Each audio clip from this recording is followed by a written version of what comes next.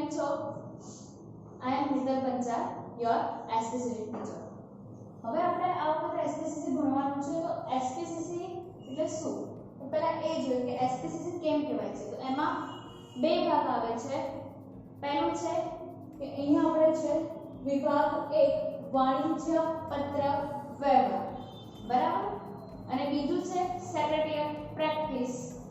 વાણિજ્ય પત્ર વ્યવહાર એટલે કોરસ્પોન્ડન્સ, બરાબર, કોમર્શિયલ કોરસ્પોન્ડન્સ મીન્સ સીસી, અને સેક્રેટરીએટ પ્રેક્ટિસ એટલે એસપી. આમ કરીને આપણા જે બે ભાગ છે એમાં આપણો જે પહેલો વિભાગ છે એ છે સીસી. આપણે લખીએ છીએ એસપીસીસી સેક્રેટરીએટ પ્રેક્ટિસ અને કોમર્શિયલ કોરસ્પોન્ડન્સ, પણ એ આપણે ભણવાનો ભાગ આવે છે પહેલા. તો વિભાગ 1 જોઈએ, બરાબર. તો વિભાગ 1 માં આપણું ચેપ્ટર પહેલું છે કે બેંકને લગતો પત્ર વ્યવહાર, બરાબર. તો બેંકને લગતો પત્ર વ્યવહાર. હવે આજકાલ બધાને બેંક શું છે, શું કરવાનું હોય છે બેંકમાં જઈને એ થોડું તો નોલેજ હોય જ છે. આપણે થોડું કોમર્સની ભાષામાં આપણે જોઈએ. બેંકનો અર્થ કોઈ પણ દેશની વ્યાપારી વાણિજ્યક બાબતો, આર્થિક વ્યવહારો અને નાણાકીય વ્યવસ્થાનો અભિન્ન, ભિન્ન એટલે કે અલગ અને અભિન્ન એટલે કે અલગ ના હોય તેવું. તો કોનાથી અલગ ના હોય કે નાણાકીય વ્યવસ્થા સાથે અને આર્થિક વ્યવહાર, નાણાને લગતા જેટલા પણ વ્યવહારો છે તેની સાથે જોડાયેલું હોય તેવું અંગ એટલે બેંક. કોઈ પણ દેશનો વ્યાપારી વાણિજ્ય એટલે કે જે પણ ઉદ્યોગ ધંધા થાય છે કે જે પણ છે ધંધા, એમાં આર્થિક વ્યવહારો તેના લગતા નાણાકીય વ્યવહારો જે પણ છે અને નાણાકીય વ્યવસ્થા ચલાવતા છે એ બધાનું નિયમન કે બધા રહેવાની સાથે બેંક સાથે જોડાયેલા રહેવું પડે છે. તો બેંક કયા કયા કાર્ય કરે છે? તો બેંક નાણાંની લેવડ દેવડ અને ધિરાણનું કાર્ય કરે છે. નાણાંની લેવડ દેવડ એટલે ધારો કે મારી સેલેરીમાંથી હું 5000 બચત કરું છું, બરાબર છે. મારી સેલેરીમાંથી હું 5000 ની બચત કરું છું, એ હું મૂકું છું બેંકમાં. હવે આ બેંકમાં હું મૂકું છું તો મારે જરૂર પડે, આ શું થઈ? નાણાંની દેવડ થઈ કે મેં નાણાં બેંકમાં મારા બચત થયેલા છે એટલે મેં બેંકમાં મૂક્યા છે. મારે જરૂર પડે છે ત્યારે હું બેંકમાંથી ઉપાડીને પાછા મારી પાસે લઈ લઉં છું. એટલે બેંક એક નાણાંની લેવડ દેવડનું કાર્ય કરે છે. અને સેકન્ડ બીજું શું કામ છે? તો અહીંયા તમને લખેલું છે ધિરાણનું કાર્ય. તો ધિરાણનું કાર્ય કોઈ અહીંયા વ્યક્તિ એ છે કે જેને પૈસાની જરૂર પડી છે તો એ બેંક પાસેથી પૈસા માંગે છે. કેવી રીતે? તો ઉધારીના. તો આપણે એને સિમ્પલ લેંગ્વેજમાં આપણે લોન શબ્દ એટલે બધાને ખબર પડે, બરાબર છે. તો લોન લે છે બેંક, એટલે કે બેંક એ કોઈ પણને જરૂરમંદ કે તમારું ત્યાં તમે ખાતું ધરાવો છો, અમુક એના પ્રૂફ માંગે છે એ, બરાબર, એ ઉપર તમને લોન આપે છે. લોન આપે છે મીન્સ કે ધિરાણનું કાર્ય કરે છે. નેક્સ્ટ, બેંક સાથેનો પત્ર વ્યવહાર સરળ શૈલીમાં. સરળ શૈલી એટલે કે તમારી જે રજૂ કરવાની રીત છે એ એકદમ ઈઝીલી હોવી જોઈએ. એમાં કોઈ પણ એવા કોઈ પણ શબ્દનો ઉપયોગ થવો ના જોઈએ કે જે સામેવાળાને સમજમાં ના આવે કે આપણાથી કે એનાથી કોઈ પણ ગેરસમજ ઊભી થાય. નેક્સ્ટ, સ્પષ્ટ ભાષામાં આપણે જે પણ વાત કહેવાની છે ટુ ધ પોઈન્ટ જવાનું છે, કંઈ લાંબુ લચક લખાણ લખવાનું નથી. આગળ, નિયત કરેલા ઢાંચામાં. નિયત કરેલા ઢાંચા મીન્સ કે ફોર્મેટ, એનું એક ફોર્મેટ તૈયાર જ હોય છે. એ જ ફોર્મેટમાં તમારે એ જ રીતે પત્ર લખવાનો હોય છે. એટલે બેંક સાથેનો પત્ર વ્યવહાર સરળ શૈલીમાં, સ્પષ્ટ ભાષામાં અને નિયત કરેલા ઢાંચામાં કરવાનો હોય છે. નેક્સ્ટ, બેંકના પત્ર વ્યવહારમાં ખાતા નંબર, ખાતાનો પ્રકાર અને તારીખ અવશ્ય જણાવવી પડે છે, બરાબર. હવે બેંક સાથે તમે કોઈ પણ પત્ર વ્યવહાર કરો છો તો તમારો ખાતા નંબર લખેલો ના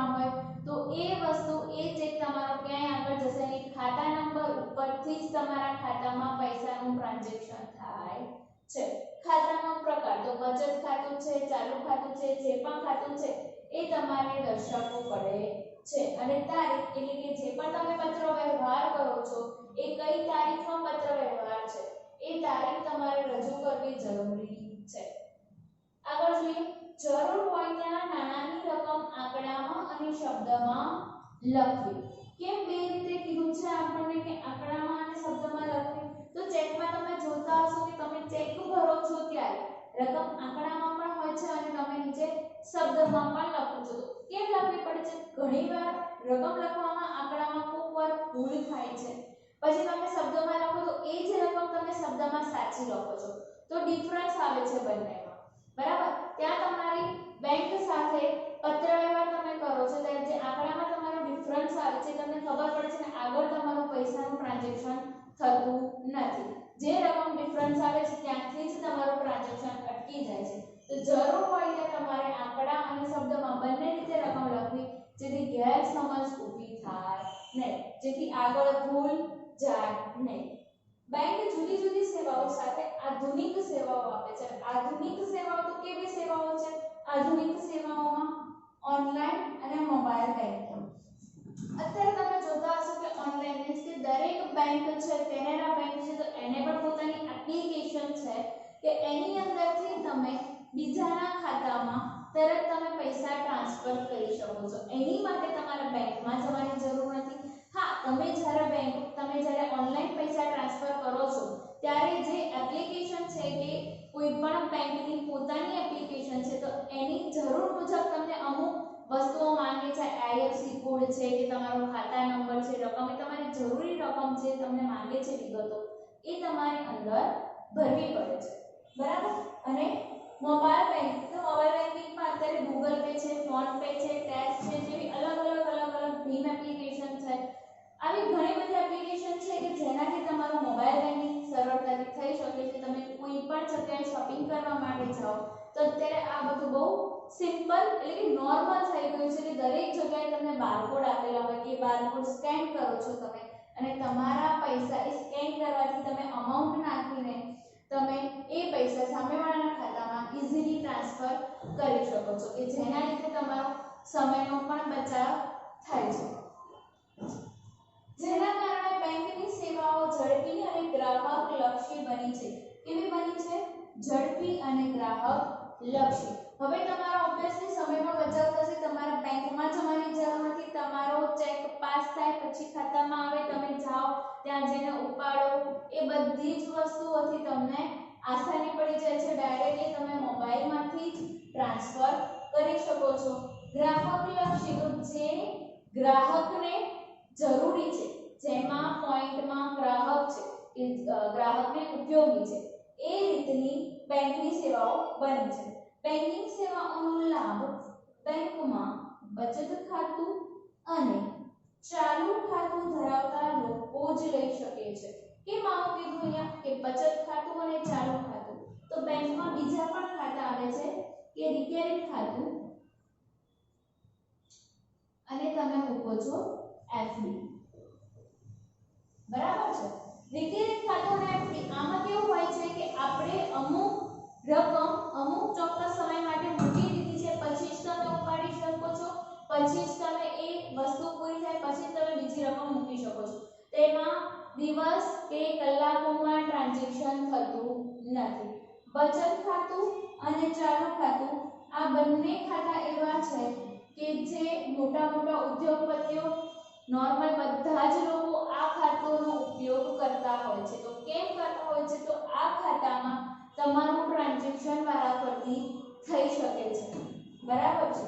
તો બેંકિંગ સેવાઓનો લાભ બેંકમાં બચત ખાતું અને ચાલુ ખાતું ધરાવતા લોકો જ લઈ શકે છે. આપણા દેશની તમામ બેંકોનું નિયમન, આદેશો આપવા, કાયદાઓ ઘડવા વગેરે ઘડવાનું કામ કોણ કરે છે? તો RBI. RBI reserve bank of India. આ બધું જ કામ કોણ કરે છે? આરબીઆઈ. આરબીઆઈ એ બધી જ બેંકોનું નિયમન, આદેશો આપવાનું, કાયદા ઘડવાનું ટોટલી હેન્ડલિંગ આરબીઆઈ કરે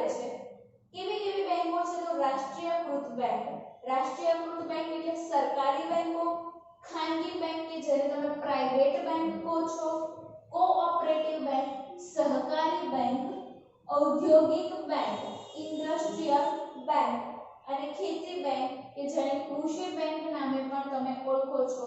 આ બધી જ બેંકોનું નિયમન એક બેંક કરે છે, આરબીઆઈ।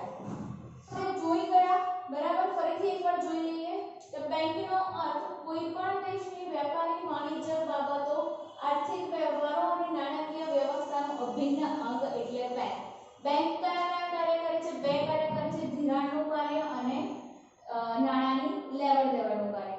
આગળ તો બેંકનો પત્ર વ્યવહાર કેવો થવો જોઈએ? સરળ શૈલીમાં, સ્પષ્ટ ભાષામાં અને નિયત કરેલા ઢાંચામાં। હવે બેંકના પત્ર વ્યવહારમાં કઈ કઈ બાબતો લખવી જરૂરી છે? ખાતા નંબર, ખાતાનો પ્રકાર અને તારીખ। એમાં તમે જે નાણાંની રકમ લખો છો એ બે રીતે લખવી જરૂરી છે, શબ્દમાં અને આંકડામાં। બેંક અલગ અલગ સેવાઓ આપે છે। આધુનિક સેવાઓ મોબાઈલ બેન્કિંગ, ઓનલાઈન અને બધાનું નિયમન કરતી એક જ બેંક છે, આરબીઆઈ। હવે આપણે આગળ જોઈએ કે બેંકને લગતો પત્ર વ્યવહાર છે, તો બેંકને તમે કયા કયા પત્ર લખી શકો છો? તો બેંકને લખવામાં આવતા પત્રો, તો એમાં આવે છે વિનંતી પત્રો અને ફરિયાદી પત્રો। તો પહેલા આપણે જોઈએ વિનંતી પત્ર। તો વિનંતી પત્રમાં પહેલું છે ખાતું ખોલાવવું। હવે બેંકમાં ખાતું ખોલાવવા માટે બેંકને પત્ર લખવામાં આવે છે। સેકન્ડ છે ડીમેટ ખાતું ખોલાવવું।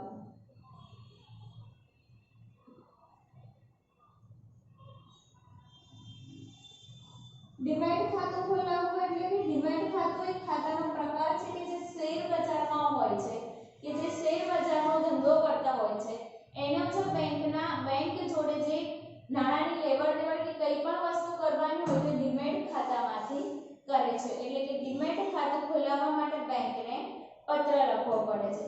થર્ડ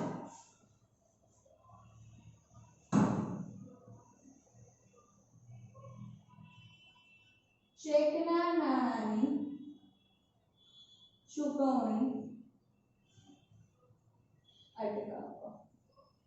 હવે તમે ચેકના નાણાંની ચૂકવણી એટલે કે કોઈ વખત એવું બને છે કે આપણા ખાતામાં પૈસા નથી અથવા તો ચેક ખોવાઈ ગયો છે કે ચેકમાં કોઈ ભૂલ થઈ છે, આગળ જતો રહ્યો તો ચેકના નાણાંની ચૂકવણી અટકાવવા માટે બેંકને પત્ર લખવામાં આવે છે। આગળ જોઈએ ચોથું શૈક્ષણિક લોન મેળવવા। હવે અત્યારે સરકાર ભણવા માટે પણ શૈક્ષણિક લોન આપે છે, તેની માટે અમુક જરૂર પુરાવા માંગે છે, એ તમે પુરાવાના આધારે તમને ભણવા માટે લોનની વ્યવસ્થા કરી આપે છે। પાંચમું લોકરની સુવિધા મેળવવા। હવે લોકરની સુવિધા મેળવવા તો લોકરની સુવિધા કે તો ઘરમાં એવા કોઈ દાગીના કે એવું કોઈ તમારા સર્ટિફિકેટ કે એવા કોઈ કાગળિયા છે, ઘરના દસ્તાવેજ છે, એવા કોઈ મહત્વના કાગળિયા છે કે જે તમારા ઘરમાં સચવાય એમ નથી, તો બેંકમાં એવું ખાસ લોકર આપવામાં આવે છે કે જેમાં તમે એ સાચવીને મૂકી શકો છો। છઠ્ઠું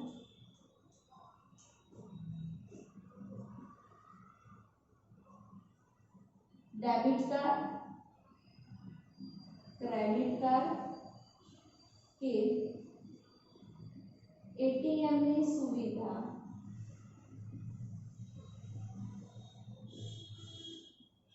મેળવો। હવે તમારા બેંકમાંથી ડેબિટ કાર્ડ, ક્રેડિટ કાર્ડ કે એટીએમ કોઈ પણ કાર્ડ આપણે જોઈતું હોય તો એ મેળવવા માટે બેંકને પત્ર લખવામાં આવે છે। સાતમું डेबिट कार्ड, क्रेडिट कार्ड के एटीएम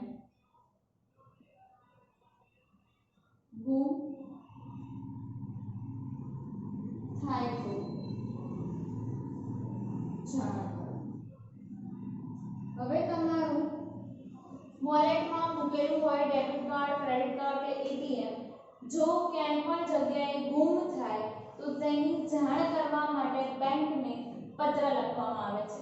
તો બેંકને લખવામાં આવતા પત્ર બે ટાઈપના છે, વિનંતી પત્ર અને ફરિયાદી પત્ર. તો પહેલા જોયા વિનંતી પત્ર. ખાતું ખોલાવવું, ડીમેટ ખાતું ખોલાવવું, ચેકના નાણાંની ચૂકવણી અટકાવવા, શૈક્ષણિક લોન મેળવવા, લોકરની સુવિધા મેળવવા, ડેબિટ કાર્ડ, ક્રેડિટ કાર્ડ કે એટીએમ ની સુવિધા મેળવવા. સાતમું, ડેબિટ કાર્ડ, ક્રેડિટ કાર્ડ કે એટીએમ ગુમ થાય તો જાણ કરવા માટે.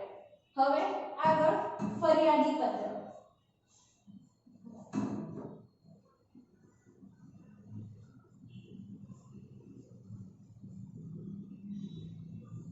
તો ફરિયાદી પત્રમાં કેવા પત્ર? તો પહેલું, બેંકનો કોઈ કર્મચારી ગેરવર્તણૂક કરે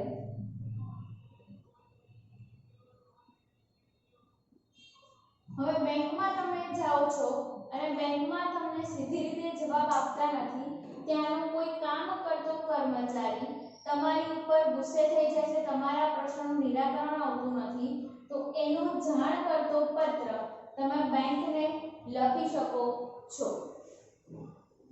નેક્સ્ટ બીજું છે ચેકને અમાન્ય રાખવામાં આવે.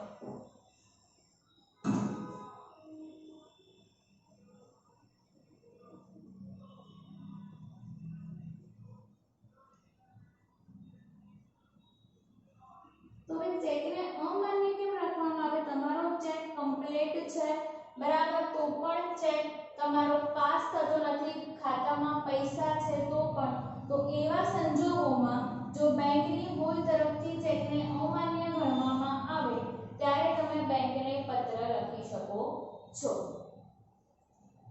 થર્ડ,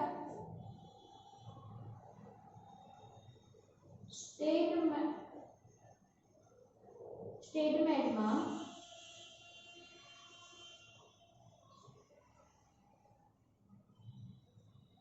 ભૂલનું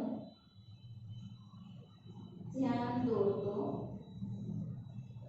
હવે બેંકનું જે સ્ટેટમેન્ટ આવે છે એમાં જો તમારું કોઈ ટ્રાન્ઝેક્શન થયું નથી છતાં પણ બતાવે છે, અથવા તો તેની કોઈ રકમમાં ભૂલ બતાવે છે, અથવા તો કોઈ ટ્રાન્ઝેક્શન થયું છે પણ એની એન્ટ્રી બતાવતા નથી, એ રીતના બેંકના સ્ટેટમેન્ટમાં કોઈ પણ જાતનું ભૂલ હોય તો એ ભૂલનું ધ્યાન દોરતો પત્ર બેંકને લખવામાં આવે છે.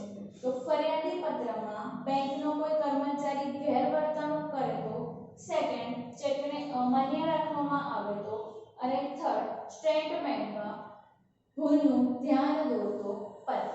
આ રીતના પત્ર બેંકને લખવામાં આવે છે. આ સાથે આગળ બીજું આપણે નેક્સ્ટ લેક્ચરમાં જોઈએ. જય હિન્દ, જય ભારત.